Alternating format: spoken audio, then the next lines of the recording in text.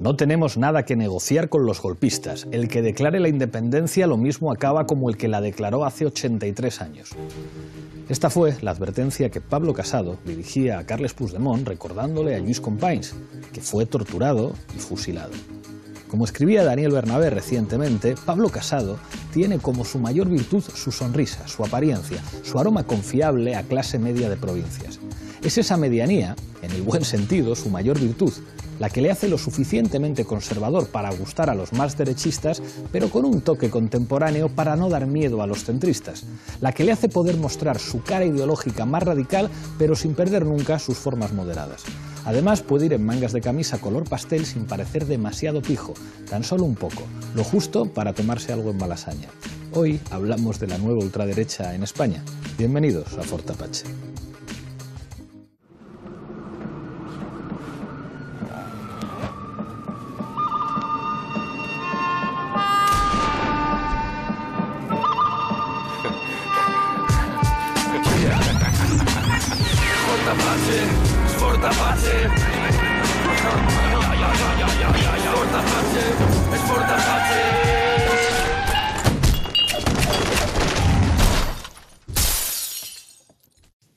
Esta noche en Fort Apache hablamos de la extrema derecha, para ello contamos con 6 invitados. A mi izquierda, Manolo Monereo, muchísimas gracias por estar aquí. Gracias por invitarme, Pablo. No podía faltar en este debate Jorge Bestringe, que viene con lazo amarillo. Bienvenido a Fort Apache. Gracias. Raúl Sánchez Cedillo, de la Fundación de los Comunes, muchísimas gracias por estar aquí. ¿Qué tal, Pablo? Mirta Núñez, profesora de Historia, especialista en memoria histórica. Bienvenido una vez más a Fort Apache. Muchas gracias. Nos acompaña también Javier Francé, profesor de Ciencia Política. Bienvenido. Gracias por la invitación. Y cierra la mesa José Manuel Querol, profesor de Literatura en la Universidad Carlos III. Muchísimas gracias por estar aquí. Gracias a vosotros por invitarme. Enseguida empezamos el debate, pero antes, como siempre, en el punto de mira. Han pasado más de 80 años desde que comenzase la Guerra Civil Española tras la trama golpista que desembocó en el estallido militar de julio del 36. Con su fin se dio paso a una dictadura fascista de 40 años. El régimen de Francisco Franco fue patrocinado por Hitler, Salazar y Mussolini con armas, tropas, financiación y apoyo logístico. Hoy, tras 40 años de democracia, se vive en España un resurgir de las formas fascistas ante la pasividad de los poderes políticos, policiales y judiciales.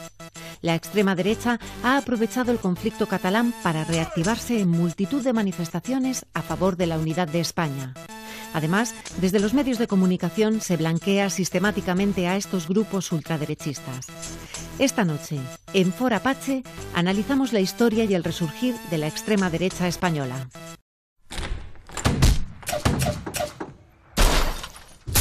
Empezamos, como siempre, en este programa con la regla del minuto. Misma pregunta para los 6 invitados. Empiezo contigo, Manolo. ¿Hay un resurgir, efectivamente, de la extrema derecha en España?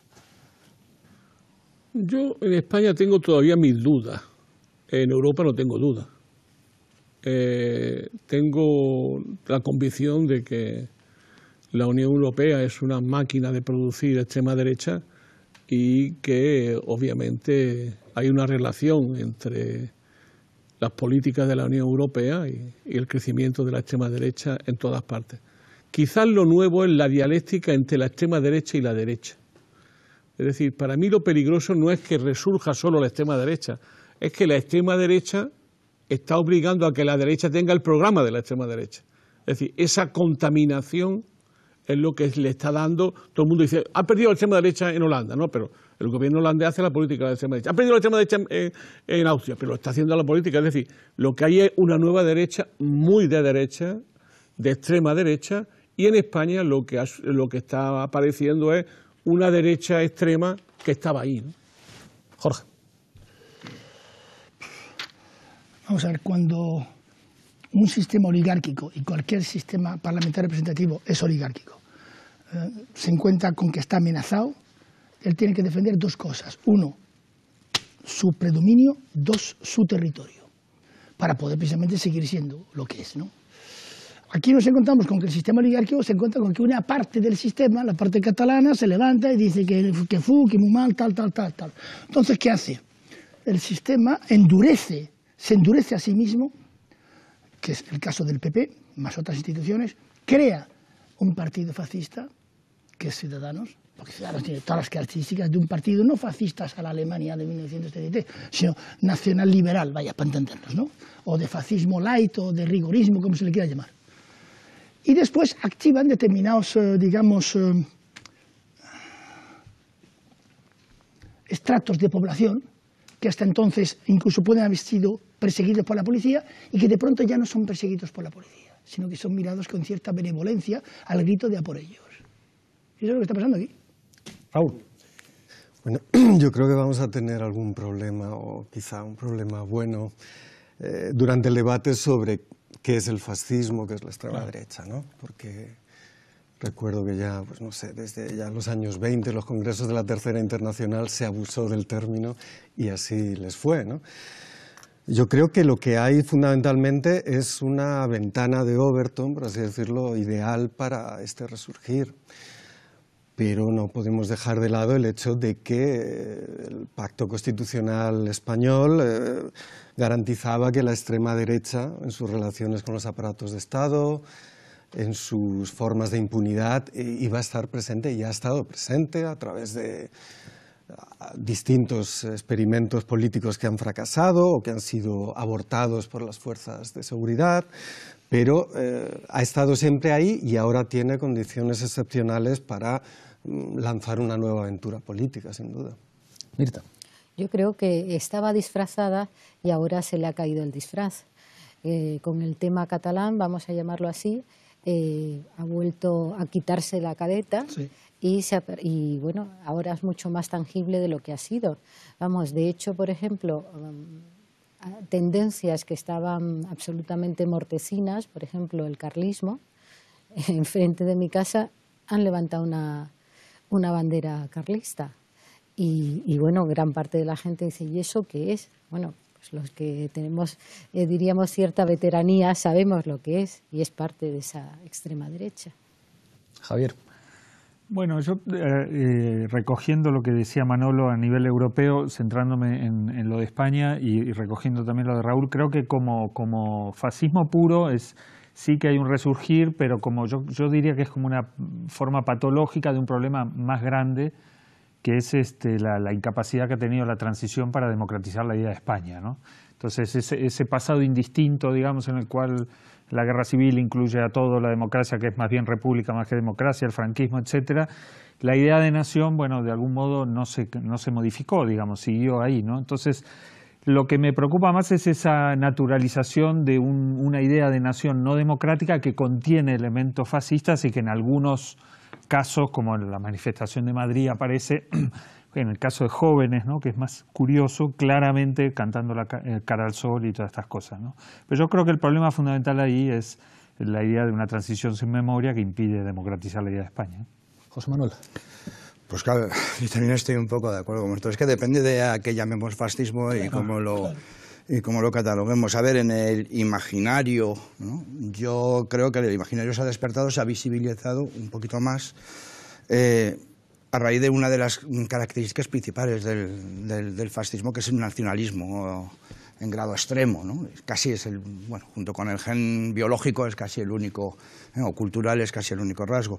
Por otra parte, de facto, bueno, pues estaba integrado en cierta manera ese franquismo sociológico que ni siquiera a lo mejor era realmente fascista en los términos de descripción del fascismo europeo, sino que era algo que no necesariamente es bueno, pero que no era exactamente el fascismo.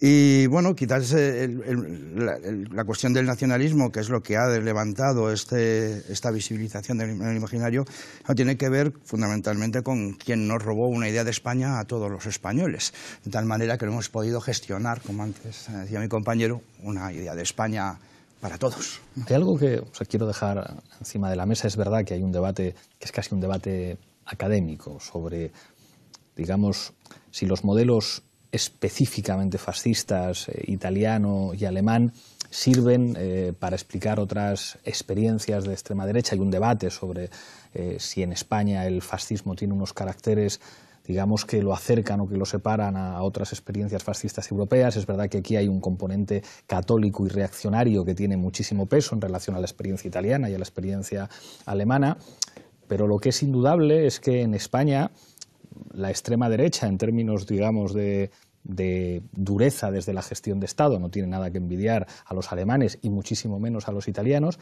Y lo que, digamos, que aparece ahora y que señalabais en algunas de las intervenciones es, digamos, su peso a la hora de disputar una idea de país, una idea de España, y eso, digamos, les hace ser enormemente influyentes, en especial, digamos, en este momento de 15M de la derecha que está viviendo España, son capaces de tener una enorme influencia política en partidos con millones de votos, como el caso del Partido Popular o el caso de Ciudadanos. Y eso sí da la impresión de que es una característica genuinamente española. Es decir, en España no hay una fuerza política como el Frente Nacional, no hay una fuerza política, digamos, en auge como las que se están produciendo en Europa, pero lo que sí hay es no solamente influencia en políticas anti-inmigración de los partidos conservadores tradicionales, sino incluso en los gestos, en el estilo, en los símbolos, en el imaginario, digamos, una extrema derecha que vota y pide el voto para partidos como el Partido Popular y Ciudadanos.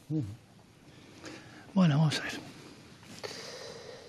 La dureza italiana, el fascismo italiano fue más bien flojito, ¿eh? O sea, fascismo, la extrema derecha española fue muchísimo más dura durante la Guerra Civil que todo el reino de Mussolini.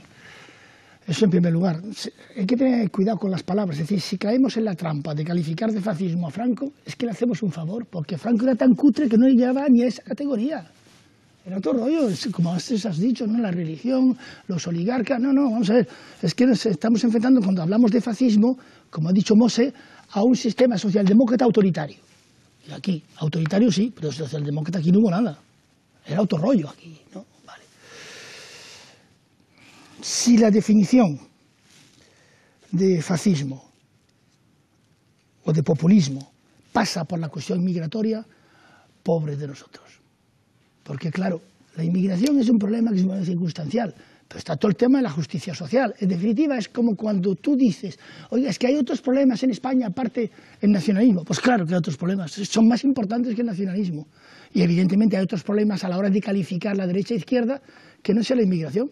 Yo me acuerdo un día, le dije a Monedero, bueno, este tema de calificar a la gente de fascista o extrema derecha en función de la inmigración me parece una locura. Dice, no, es que será la nueva definición. Dice, bueno, pues muy bien, porque por lo visto lo único que cuenta es la inmigración. Por cierto, esto no es por la independencia, es por toda una lista que tengo aquí de presos políticos que hay en España, y no solo catalanes, he dicho. Manolo. Yo creo que para intentar aterrizar un poco en España y salir un poco del debate que era el fascismo, ¿no? Porque yo, por ejemplo, el fascismo español se parece mucho a otro que además ha sido muy bien estudiado por Paco Veiga, que es el fascismo rumano, ¿no? Claro. Que ha tenido... y hay, por ejemplo, religioso muy fuerte también. Hombre, claro. la guardia de hierro del arcángel San Gabriel. Y tuvo un Franco, que era Antonescu. Y la extrema derecha militar fue la que se cargó a Codreanu. Es decir, que son cosas... hay mucho... lo que acabas de decir. Acabas de decir una cosa que es muy importante. La extrema derecha militar se cargó a Codreanu. Sí. Efectivamente, es que el fascismo... Porque la extrema derecha, a ti que te gustan tanto los temas de Weimar, seguramente no se podría estudiar nunca al señor Calem-Mí si no se viera como el teórico de los militares de extrema derecha alemanas que intentaron dar su propio golpe de Estado previamente, pero lo dejamos hoy para otra cosa. Yo creo que hay dos cosas... Lo dieron en julio del 44. Sí. Hay dos cosas, creo que merece la pena subrayar a partir del debate de Cataluña, ¿no? O sea, la primera cuestión que yo creo que queda claro después del debate de Cataluña es, en primer lugar, que el independentismo supone una ruptura de la comunidad catalana. Una ruptura de enormes proporciones, como se está viendo. No es ya una cuestión que sabíamos algunos y que cuando lo dijimos en algún programa como este, también la gente se escandalizó. Es decir, se ha roto una comunidad y para una parte de Cataluña viven la situación de ser post-español en España. Y eso es una cosa enormemente... Sí, pero ¿cómo se resolvía eso? Porque nadie te tenía que obligar a elegir entre España y Cataluña. Bueno, el Estado autonómico, ¿qué hacían? Que había dos tipos de votaciones. Voto en las generales diferentes, voto en la autonómica. Ahora no, ahora te obligan a escoger entre catalán y español, cosa que se rompe una comunidad y en las últimas encuestas del CIE es absolutamente increíble lo que aparece ahí, que ya algunos sabíamos y que no se negaba. Y la segunda cuestión es que existe la nación española. Si uno puede darle vuelta por arriba, por abajo, por un lado, pero hay españoles que viven su identidad como españoles. Pero aquí me interesa subrayar lo siguiente. Vamos a verlo cuando ya Vamos a dejar acabarle, Jorge. Me interesa mucho subrayar este aspecto, porque lo que no hay es una mayoría nacionalista española en España. Es decir, tanto es así, y lo dejo como tesis, tanto es así que para camuflar el nacionalismo español se tiene que vestir de nacional constitucionalismo. Es decir, y tanto es así que el partido verdaderamente de derecha que está emergiendo, que es Ciudadanos, tiene que aparecer como un partido ciudadano, como un partido nacional constitucionalista. Es decir, no puede aparecer en España como una fuerza de extrema derecha como ha aparecido en otros países. ¿Qué quiero decir con esto? Que el tema de España es muy complicado, pero que yo no me dejo seducir por las banderas que han aparecido. Porque si hubiese realmente un nacionalismo español mayoritario, teníamos las banderas hasta en la sopa, y lo que ha habido es una reacción, pero claro, si mete el voto de Ciudadanos y el voto del PP, estamos hablando del 40% de la población española. No estamos hablando de la mitad de la población española. Yo no veo que la mitad de la población española salga a sus banderas. ¿Qué quiero decir? Que yo tengo una valoración, me voy a permitir, bastante positiva del pueblo español. Simplemente. Mirta, Raúl, José Manuel y Javier. Yo creo que una de las cosas que ha alentado estas circunstancias es que es el recuperar la idea de España por parte de la izquierda, ¿no? Parte de la izquierda que en el fondo siempre ha defendido ese concepto de España. En los años veintitantos había una revista que se llamaba España, y que ¿quién estaba al frente? Azaña, Manuel Azaña. Es decir, que la derecha históricamente ha intentado monopolizar el concepto de España, y la izquierda se ha visto necesitada de reivindicar que esa España también era posible desde un pensamiento progresista y desde un pensamiento de izquierda. Y ahora lo estamos viendo. Es decir, lo que decía Monereo, ¿no? Con respecto a las banderas. Las banderas significa que son de ultraderecha. Las banderas me refiero bicolores. Yo no creo necesariamente que a día de hoy lo tengamos que entender así, que sean necesariamente ultraderechismo. Raúl. Yo creo que tenemos que enmarcar todo esto en algo que corresponde también al origen del fascismo en Europa, ¿no? Que es la posguerra, ¿no? Digamos que llevamos el neoliberalismo y la globalización se truncan justamente por la guerra contra el terror, por las Torres Gemelas, etcétera, y por una situación de estado de excepción permanente, ¿no? Hasta el punto de que la contraposición entre Estado de Derecho y eso que estamos llamando posible fascismo, pues hay muchos grados de gris, ¿no? En el caso español tenemos que ver que justamente el proyecto de Aznar, ¿no? Justamente de nacionalismo integral con tonos pues, de neofranquismo o morrasianos y de enaltecimiento o de regeneración del espíritu imperial español, producen la ruptura con Cataluña, es decir, la ruptura del consenso constitucional en torno al Estado de las autonomías, etcétera, ¿no? A esto tenemos que añadir la crisis sistémica que hace que un elemento integrador, que era justamente pues, el precario estado del bienestar, el elemento redistributivo que está presente en la Constitución material del 78, se rompe, ¿no? Y ahí es donde pues, ese proceso de desintegración se produce. Ahora bien, todo esto es un juego de suma cero por el momento dentro de componentes de la derecha española y de ciertas componentes del Partido Socialista también. Pensemos en un Bono, pensemos en un Rodríguez Ibarra, que son profundamente españolistas y podríamos decir una especie de, no sé, criptofalangistas, ¿no? En ese sentido. Y esos elementos que estaban callados, porque básicamente estaban contentos, empiezan a protestar. ¿Y eso qué significa? La liberación, la permisividad de una serie de, bueno, pues de culturas, de instituciones, de procesos que estaban allí en torno al fútbol. No perdamos de vista que en toda Europa la supervivencia del fascismo, del escuadrismo, es el fútbol y la protección que los Berlusconis, los florentinos, en su momento los Gasparts y tal, Laporta intervino ahí fuertemente, pero bueno, en casi todos los clubes la extrema derecha, el escuadrismo, lo que realmente rompe el espacio democrático de la calle, etcétera, está ahí y eso es lo que emerge. Si vemos el rastro de la gente que ha salido con las banderas en Cataluña, pues son ese tipo de gente, ¿no? Ahora bien, es una permisividad, como se ha dicho, es un dejar hacer porque en el momento táctico de esta crisis constitucional catalana hacía falta gente, hacía falta porque Cayetana Álvarez de Toledo pues como que no da mucho miedo, ¿no?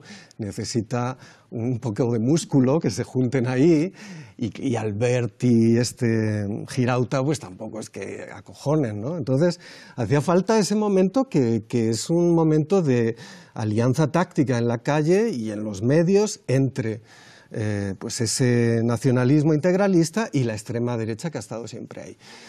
¿Hay algún elemento nuevo de creación política que esté a la altura de lo que está pasando en Europa? Yo diría que no. A mí lo que más me inquieta a este respecto es, por ejemplo, fenómenos como el hogar social de Madrid, ¿no? Este ledesmismo incipiente que lee a Podemos, que lee a Íñigo Errejón, como ha dicho su portavoz, y que ve que en esta crisis el elemento que falta, como es un elemento que estaba presente en los fascismos históricos, es la relación con la clase obrera, la relación con los fenómenos de paro, la relación con, digamos, con las masas, la línea de masas. La gran disputa en la Tercera Internacional era si el fascismo era el círculo de fuego de la derrota de la burguesía o no. Como decía Gramsci, como decía el propio Trotsky, si era más bien el efecto de las sucesivas derrotas del bienio rojo italiano, de los espartaquistas, de los intentos insurreccionales del 23 en Alemania, etc. Yo creo que estoy más de acuerdo con Trotsky, con Gramsci al respecto. El momento de oportunidad se juega cuando el intento de una salida constituyente, una salida rupturista, no termina de funcionar y ese equilibrio catastrófico permite una ventana de oportunidad para gente inteligente, para gente con audacia dentro de ese campo. A mi modo de ver, esa gente no existe en España. Es decir, el hogar social es caricaturesco, hace falta, necesitan fichar a gente, ¿no? Entonces estamos en un estadio, a mi modo de ver, muy incipiente de ese proceso de construcción de una alternativa de extrema derecha consistente. Todo lo que hay ahora, a mi modo de ver, son marionetas, monigotes que se disputarán o bien en una vuelta al catecón que ha sido el Partido Popular para la extrema derecha, que la ha tenido ahí sujeta, o la, que no veo por ningún lado, audacia de Ciudadanos de justamente generar esa línea de masas con lo que sería pues, lo que llamaríamos la gente, lo que denosta, ¿no? Nuestro amigo Cotarelo, ¿no? Esa gente analfabeta, española, etcétera. Por supuesto, no estoy de acuerdo con eso, pero digamos, con ese sector que ha dicho el a por ellos, Ciudadanos ahora mismo, con esa pinta que tienen y con esas propuestas, no está en condiciones de capitalizar, es una burbuja. Pero la ventana de oportunidad está ahí para realmente dar una nueva versión a la derecha y romper ese elemento católico, vamos a decir, en el sentido de universal, de catecón, que ha tenido el Partido Popular y que sigue siendo la única alternativa viable, porque si no, no se ganan las elecciones. José Manuel. Bueno, antes de empezar, hay otro dictador, en este caso griego, que sin embargo tiene un comportamiento muy raro, que es Metaxás, Elogi, famoso a la invasión, ¿no? Antes hablaba de la Rumanía, bueno, y es un caso muy curioso, además en Grecia pasan cosas muy curiosas también a este respecto. A ver, yo creo que ante la crisis del estado del bienestar, la corrupción y demás, pues solo hay dos maneras de oponerse al sistema. Y una es la renacionalización del proletariado y la otra es la lucha de clases transversal. Digo transversal ahora porque ya no es posible hablar de la lucha de clases en los mismos términos que en los años 30, probablemente. A todo llegaremos, ¿no? Pero por el momento... Se ha dicho que el fascismo fue un intento de renacionalización del proletariado. Exacto, sí. Y... que tú también lo has dicho. Estupendo, muy bien. Sí. No, nada. Se ha dicho, no he dicho. Se ha dicho. Bardeix me parece que también apunta. ¿Tú de dónde sales, tío? Yo de la Carlos III de literatura y me dedico... ¿Sabes quién es Bardeix? Vamos. No me intimides a los invitados. No me intimides que si no puedo hablar. Te felicito, vamos. Nada, sí. Bueno, y a ver, y en este caso no solamente es el fútbol, que también, desde luego, yo estoy absolutamente de acuerdo, una forma de renacionalizar el proletariado, es que además se han infiltrado una serie de estructuras de pensamiento fascistas en todas las democracias occidentales, vía estética. Y lo decía Benjamin ya, ¿no? En aquello de la obra de arte en la época de la reproducción mecánica, o como se haya traducido, hay muchas. Y luego lo vuelve a decir en plan postmoderno Rancière, otra vez, pero bueno, al final llega a la misma conclusión, aunque él no quiere llegar a la misma, ¿no? Y ese modelo estético es quizás lo que podemos estar viendo transformado, ¿no? Ahora mismo yo creo que a nadie se le ocurre pensar en ver una esvástica en la Torre Eiffel, en el Capitolio, bueno, o aquí, ¿no? No creo. Pero evidentemente hay otros modelos que sí, o sea, ahora se llaman cosas como alternativa por Alemania, como el hogar social, que nombre hasta caritativamente cristiano incluso podemos encontrar en el nombre, ¿no? Que en España son hasta cierto punto limitados todavía, porque aquí, como decía Bardeix, lo que tenemos es en el fondo ese sudismo, ¿no? Esa especie de rigorismo que es muy democrático. Aquí hay dos palabras. Cuando a alguien le llaman fascista es malo, y si alguien pone cualquier cosa y detrás coloca democrático, es bueno. Sin importar lo que significa fascismo ni democracia. Da exactamente igual. Porque a la hora de la verdad se aplica como una realidad vacía de contenido, simplemente malo, bueno. Y a partir de ahí empezamos a generar un debate en la política, especialmente los políticos, sois los que lo hacéis, no digo tú, digo todos, ¿no? En el que se vacía de contenido absolutamente todo. Aunque el hambre sí es real. Javier. No, a mí, por volver un momentito hacia atrás, pero ya casi se dijo, a mí me parece que hay un elemento clave del fascismo que es la reunión de nación y pueblo, y aquí en las masas en la calle, digamos, ¿no? En ese sentido el franquismo no es un fascismo, digamos, es una dictadura, digamos, el falangismo, pero es rápidamente neutralizado, ¿no? Es una dictadura clásica, es una extrema derecha, pero no fascista, digamos, ¿no? Y a mí me parece que en ese aspecto hay un elemento, no digo de extrema derecha porque sería exagerar y no tiene sentido, pero sí el elemento rigorista, legalista, que se ha visto en la cuestión catalana, el abordaje de la cuestión catalana en términos estrictamente jurídicos, me parece que es una continuidad de esa derecha que no tienen, esto es difícil decirlo, pero no tiene la flexibilidad que tenía el fascismo, ¿no? La comprensión de la política moderna, que es una política con las masas en la calle, ¿no? Sino que es más rigorista y más extrema en ese sentido, ¿no? Entonces a mí me parece que en ese aspecto no hay realmente un peligro de un rebrote fascista en el sentido clásico, pero sí que hay una dificultad, digamos, por comprender los fenómenos nuevos, digamos, por adaptar, por ampliar la idea de España, porque en definitiva esto también empezó de manera muy tímida con la legislatura de Zapatero y así fue, digamos, ¿no? Y de allí el desborde actual, ¿no? Y me parece que lo que está pasando en Cataluña es una forma de reunión de nación y pueblo que no necesariamente tampoco tiene que ver con el independentismo, ¿no? Con esto cierro. A mí me parece que lo decisivo en Cataluña es el 80% de gente que quiere votar en un referéndum, de la cual el 40%, la mitad, está de un lado y el otro del otro, ¿no? Hay muchas palabras pedidas, vamos a zapping y volvemos con ellas. Adelante, vídeo. ¿Quiénes son aquí los fascistas?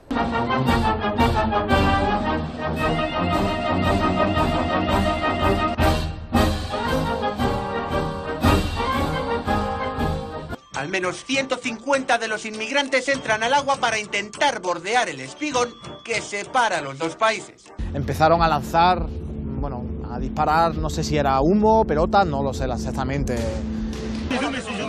El resultado, al menos 15 de los inmigrantes mueren ahogados o aplastados en el mar. El principio de congruencia fue debido a que la respuesta de los agentes fue provocada por la actitud beligerante de los atacantes. A fin de frenar su avance, se lanzaron los medios para delimitar la traza fronteriza en el mar.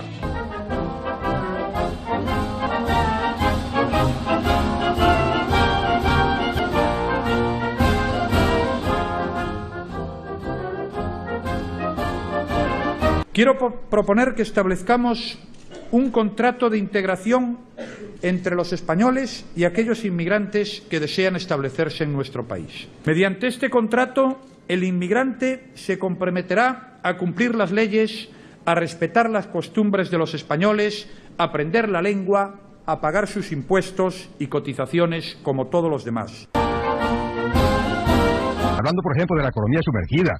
Es que hay que convivir con la economía sumergida como algunas mujeres, que no se las puede eliminar, hay que convivir con ellas.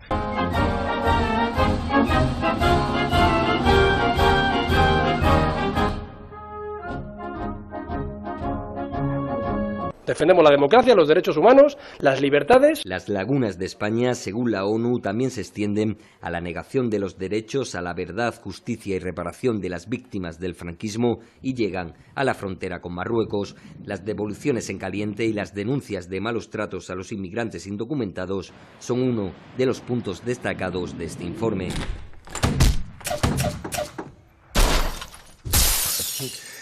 No, yo decir una cosa sobre la cuestión, que es el aspecto sintomático, ¿no?, de todo esto. Es decir, si partimos de que no hay ahora mismo una viabilidad de una extrema derecha como la de AfD o Wilders o, yo qué sé, o Jobbik, es decir, la que está realmente triunfando en el resto de Europa, se debe justamente a las características del proceso de democratización español. Es decir, a la existencia de ese catecón, de esa fuerza que retiene a los elementos destructivos o a los elementos de extrema derecha, que es el Partido Popular y es, digamos, la constitución material, ¿no?, del 78. Yo creo que es interesante, en torno a la crisis catalana y a la crisis de régimen en general, ver hasta qué punto no hay una ruptura dentro de las élites. Es decir, no hay una ruptura en la concepción de lo que está pasando. A lo que voy es a que, del mismo modo que los mismos, pienso en los sociólogos definitivos de la transición, a Conde, Lintz, Conde teoriza el caudillaje, sí. Es decir, ahí sí que hay un elemento fascista, pero luego teoriza que una vez destruido, una vez neutralizado el peligro comunista, hay que integrarse en, digamos, en el mundo occidental y introducen la teoría de la modernización. Y la teoría de la modernización, con Lintz, etcétera, pues interpretan a Lipset en los términos de las distintas variantes o los límites relativos coyunturales de un sistema de pluralismo político limitado. Es decir, Fraga probablemente se inspirara, porque la matriz es Carl Schmitt también, Lintz, sin duda, pero bueno, Lintz es también Carl Schmitt, es esa teoría de que la geometría del amigo-enemigo varía y la coalición de los amigos, el pluralismo de los amigos varía en función de las coyunturas, ¿no? Lo cual es verdad. Sí, sin duda que es verdad. Y por lo tanto, en su momento se pudo integrar a Carrillo porque había un consenso al respecto.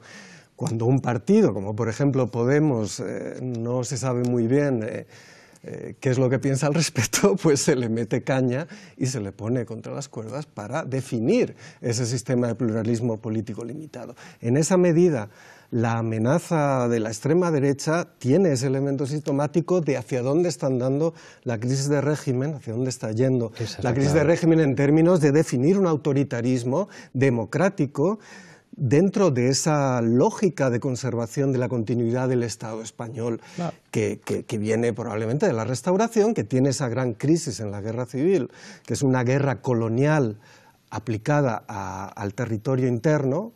No es fascismo en ese sentido, sino es, digamos, el colonialismo interno, el exterminio de los rojos, de la gentuza, claro, etcétera, que luego define un Estado homogéneo, ¿no?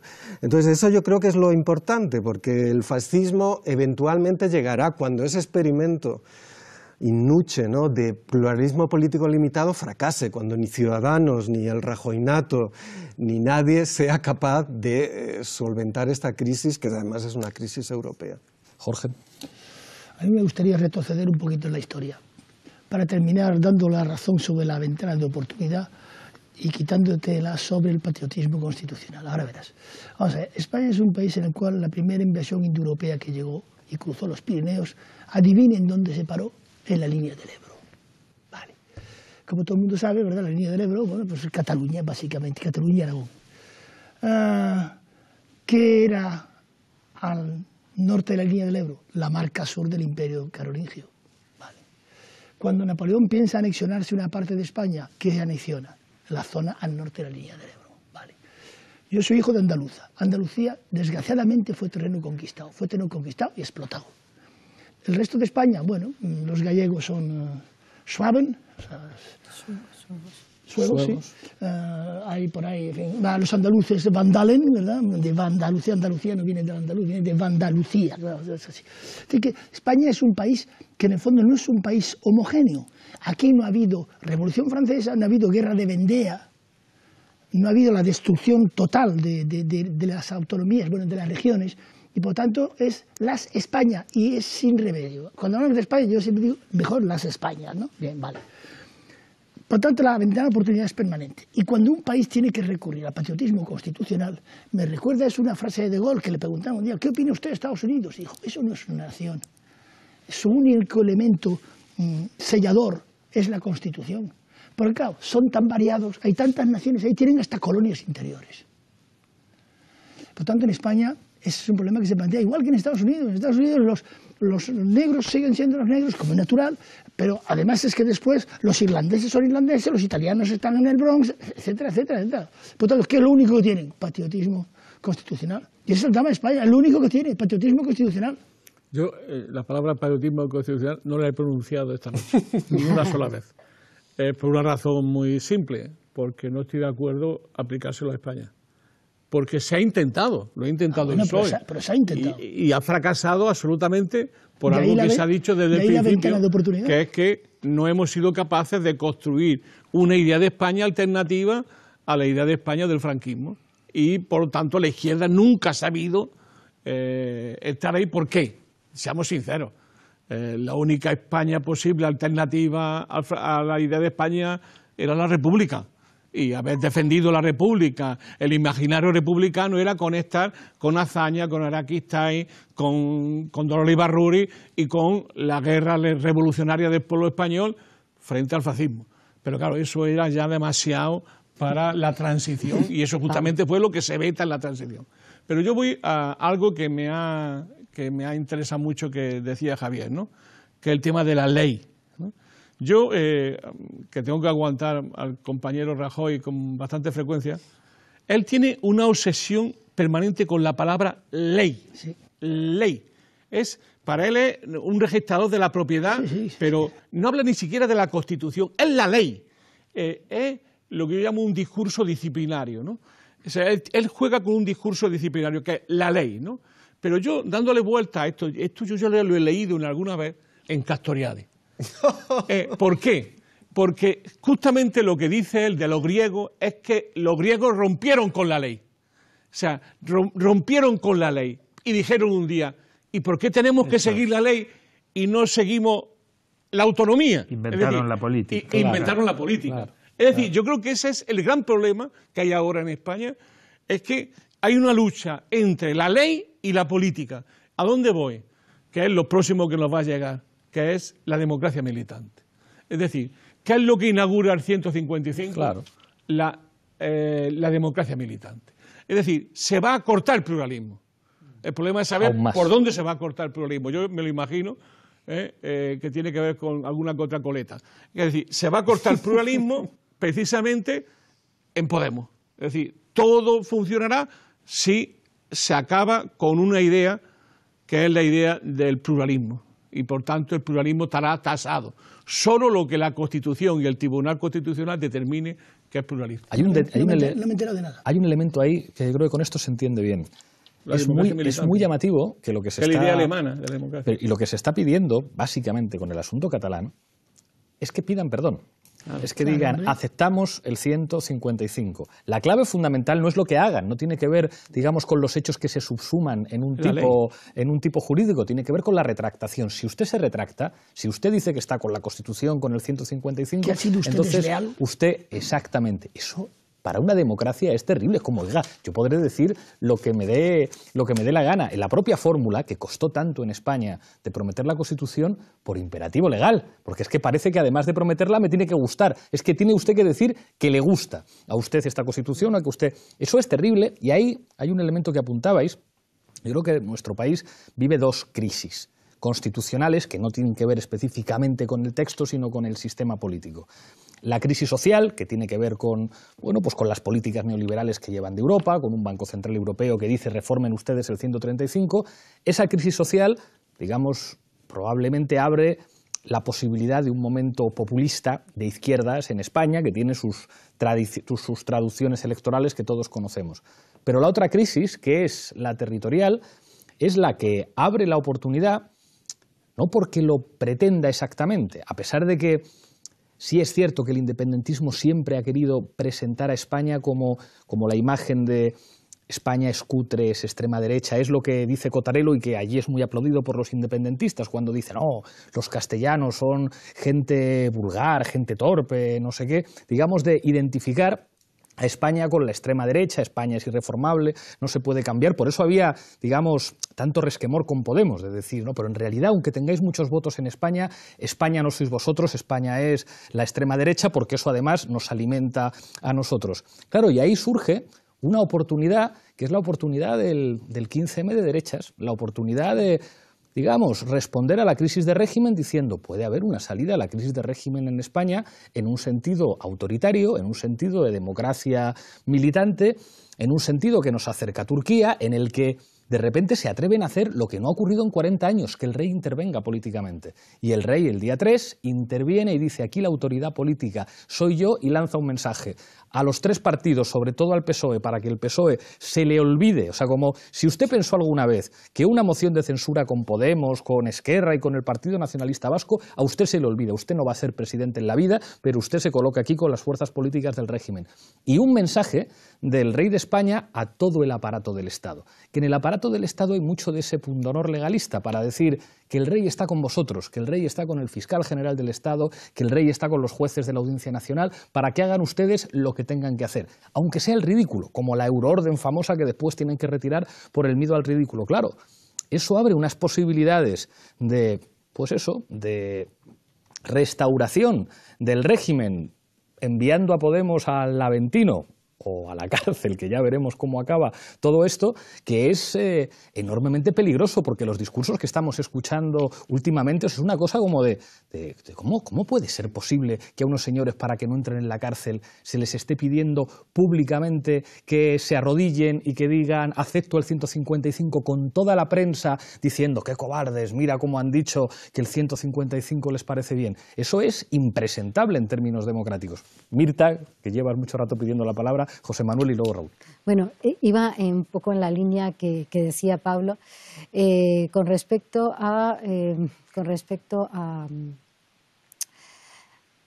España, ¿no? El concepto de España. No creo que estemos en... No tenemos por qué la izquierda o la izquierda, el progresismo en general, considerar que España solo es un concepto que la derecha lo tiene en sus manos. Nosotros tenemos que recuperar esa idea. Y esa idea y esa situación yo creo que también la tuvo la Segunda República. Es decir, la idea de que la España que se había apropiado de ella la Restauración, que se había apropiado de ella la dictadura de Primo de Rivera, era algo que se podía reformar, que se podía democratizar, y que cuando Ortega decía España es el problema, Europa la solución, muy utilizado y muy citado, bueno, pues España, por lo tanto, puede ser de otra manera. Y por lo tanto hay que atacar un poco esa tergiversación que se lleva a cabo desde sectores independentistas, de presentar la España, yo diría, de Faralaes, la España del torero y la muleta, claro, y tal. No, mire usted, es que España también de una figura como Pi Margall. España ha dado mucho de sí en cuanto a la lucha por la libertad, por la lucha por la libertad. Pi Margall. Pi Margall. Pi Margall, que murió en Madrid. Claro. El único presidente del gobierno catalán que ha habido en España, que es un dato. A mí es que se me amontonan los temas, ¿sabéis tanto? Bueno, de las etimologías no vamos a hablar porque no, pero bueno, y de las Españas de Cervantes porque la idea de España es una idea que traspasa a los dos lados, al Mediterráneo y al Atlántico y a Europa y a los Pirineos. Pero Carlos Martel, las invasiones no acaban, ni siquiera la que tú te has referido en el Valle del Ebro. En el Valle del Ebro porque los para Carlos Martel, bastante más arriba de París. Mucho después. Bueno, no discutáis. No vamos a discutir. Pero en cualquier caso, y de la ley, y de si es necesario romper la ley o no es necesario romper la ley, los griegos es verdad que sabían mucho Antígona, ¿no? Solamente con la lectura de Antígona ya tenemos de sobra para discutir y grande. A mí me parece que el fascismo es flexible, ¿no? Porque no es nada. Es decir, pensad en los principios que aparecen en el Mein Kampf. Son principios que se colocan como si fueran una especie de principios religiosos, es decir, ahí arriba son inamovibles y por tanto son inoperativos, luego da igual lo que hagamos, ¿no? Lo mismo le pasa a Mussolini cuando dice, tengo un congreso dentro de 3 meses, a ver, no sé si es a Julius Evola el que le dice, hazme un poco las líneas generales del partido, porque en el fondo da igual y por eso puede ser adaptado. Lo que tiene es una épica del relato, que además antes veíamos cada vez que pasa algo en España lo convertimos en un asunto épico, ¿no? Como era, con duro viento de levante, lo de la guerra de Perejil, ¿no? Algo así, dijo un ministro.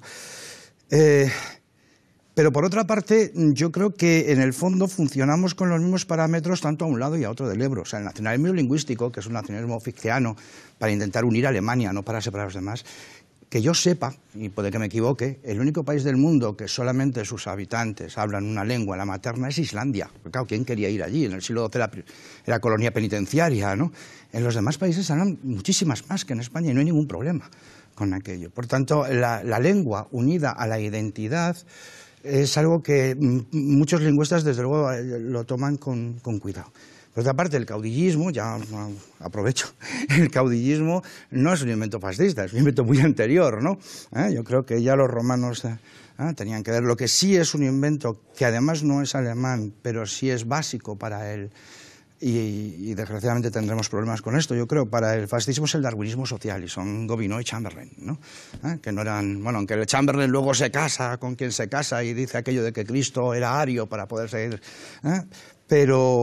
pero lo cierto es que ese darwinismo social opera, y en el modelo americano, que yo creo también, como tú dices, que es el que nos va a llegar, el modelo de democracia norteamericana, ese darwinismo social se da absolutamente de facto. Y en cualquier caso lo que hay, y ya termino, me voy, es una guerra de fragmentación de Europa, a cada uno con su talón de Aquiles, a mí me parece, ¿no?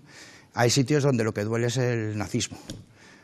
Hay sitios donde nuestro talón de Aquiles es precisamente esa España partida como reacción a la España unida franquista de los buenos. Es lo que me parece. Estamos llegando al final, volvemos a la regla del minuto, así que todos tendréis un minuto de conclusiones. Manolo, tu minuto. Yo, en general, cuando hablo de estos temas, tengo una línea Polanyi-Nazi-Fraser, ¿no? Para entendernos, ¿no? Una línea ahí feminista de reconocimiento y redistribución. Yo creo que hay un problema de fondo que la política tiene siempre que plantearnos, que es que el ser humano es el único ser sobre la Tierra que necesita una razón para vivir. Razones para vivir. Eso ha sido un elemento fundamental de nuestra vida. El socialismo ha sido una razón para vivir, y para vivir la vida y luchar encarnecidamente. El fascismo también lo ha sido. Es decir, lo que los humanos necesitamos son razones para vivir, pasiones para vivir, conocimiento, pasión para vivir. Y yo creo que estamos en una época postsocialista y, por tanto, irán apareciendo razones para vivir de mucho lado y del lado peor. Jorge. Me dirijo a Pablo Iglesias. No, digo en serio. De Gaulle, ¿cómo logra modificar Francia? Porque la cambió radicalmente. Lo logró porque llegó al poder. Y hasta que llegó al poder, ¿qué dijo? Os he comprendido a todos. Sí, sí. Y cuando llegó, dijo, bueno, y ahora me voy a explicar exactamente qué es lo que quise decir con je vous ai compris. Acuérdate de esto. Este país tiene mal remedio. Y la única forma de remediarlo es estar en el poder. Y si para eso hay que transigir, es patriotismo. Tomo nota, tomo nota. Okay. Raúl.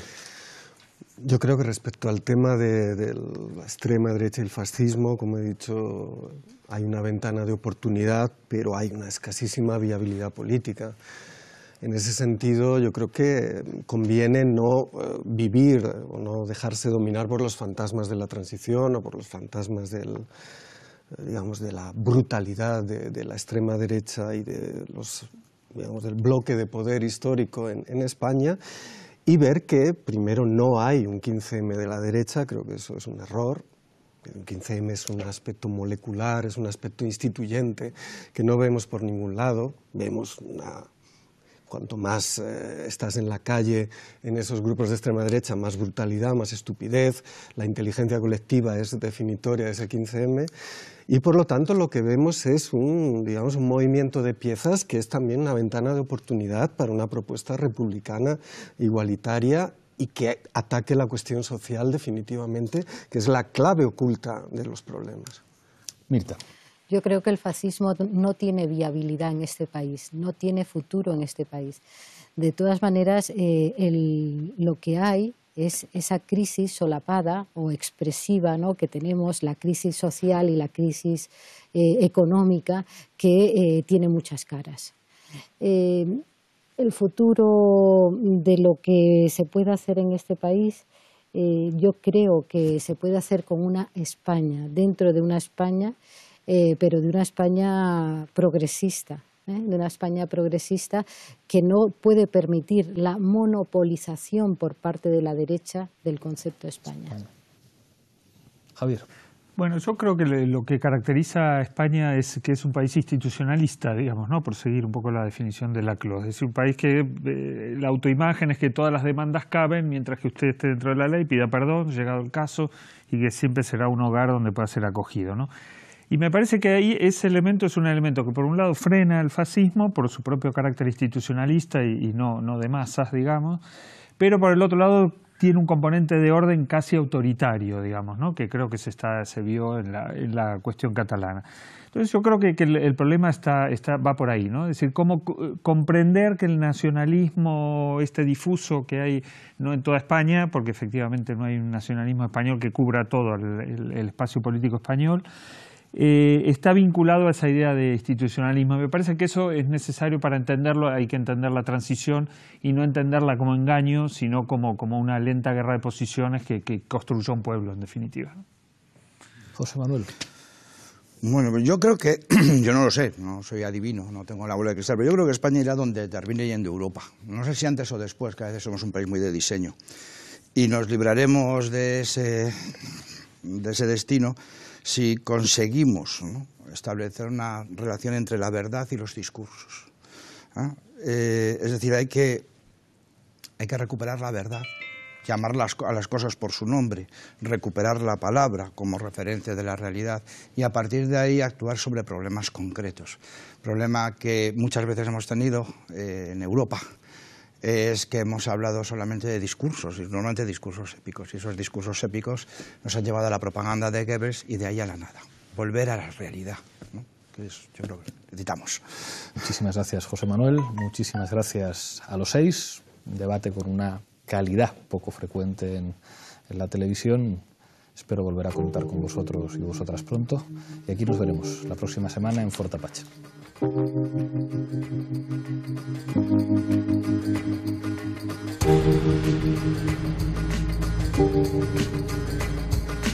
Thank you.